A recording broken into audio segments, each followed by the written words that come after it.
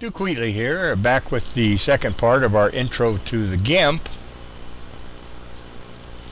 And we're going to start out with the bucket tool first. And let's select that. And go down to the foreground and select the color.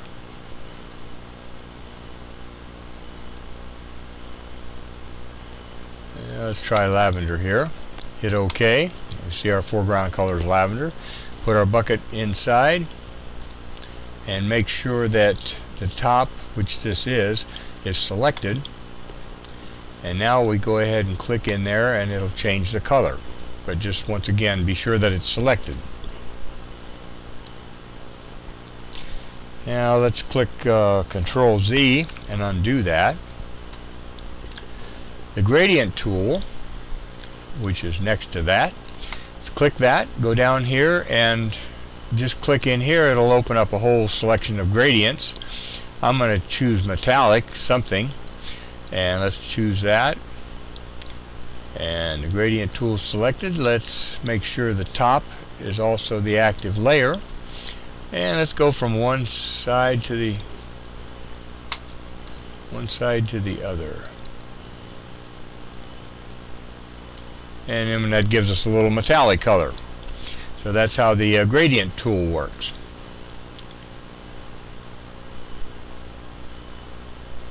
Now the background eraser, which is here, is a pretty handy tool if you need to remove the background so that you don't have a white area around your image. You would just like to put it in so that it looked like it was part of the image. We're going to bring up our soldier here. Let's go ahead and hit Control Z on this and bring this back.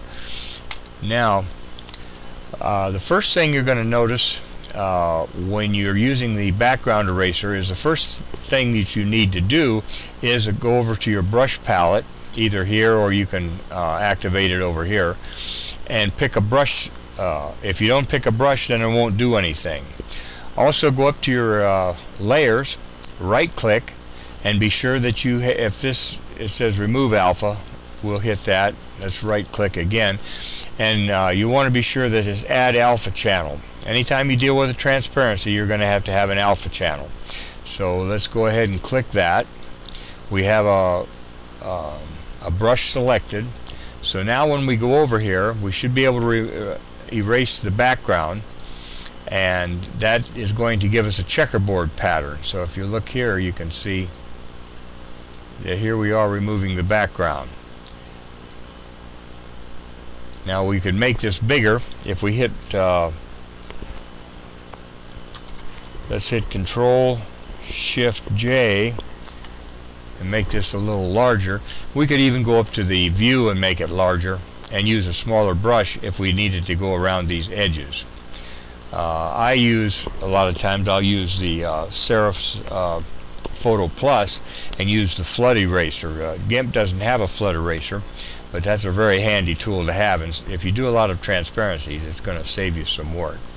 So that's the nature. Once again, like I said, be sure that you've right-clicked and selected an alpha channel anytime you're trying to remove the background. So let's hit Control Z.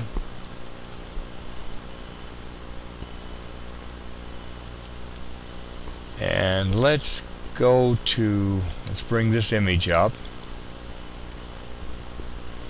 And let's go to the clone tool. The clone tool is really a handy tool, especially if you say you've got a JPEG with lettering in and you need to put your own letters. You need to remove these first. And so let's make this a little larger with Control Shift J.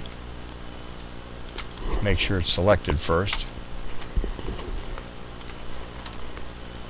Or 1 here. 1's going to make it a little larger. And let's hit the clone tool. And now when you hold the Control key down, and click, and that's going to select where your source is. And now let's go ahead and pick a brush also. Let's see if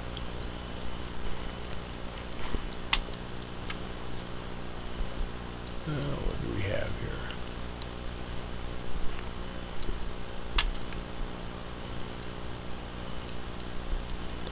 and let's make sure that the face is, which is what we're working with, make sure that that is activated. Now we shouldn't have any problem. Let's go ahead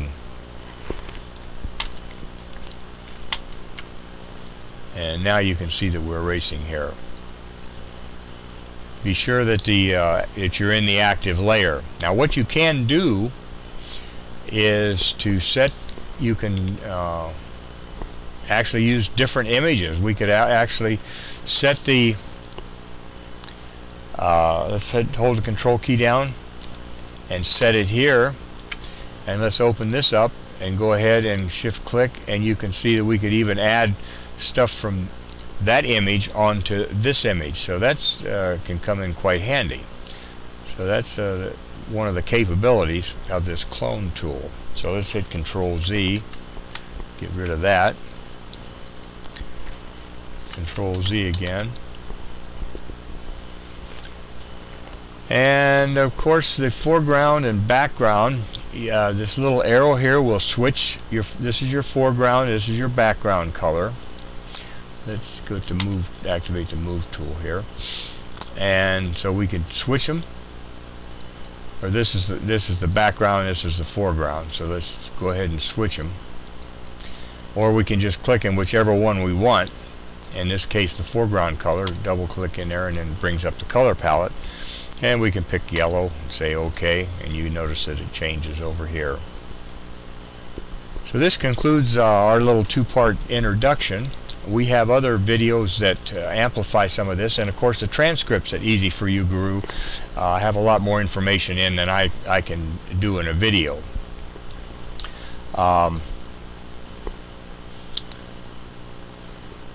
That should conclude everything, and we'll look forward to seeing you in another video. Thanks a lot.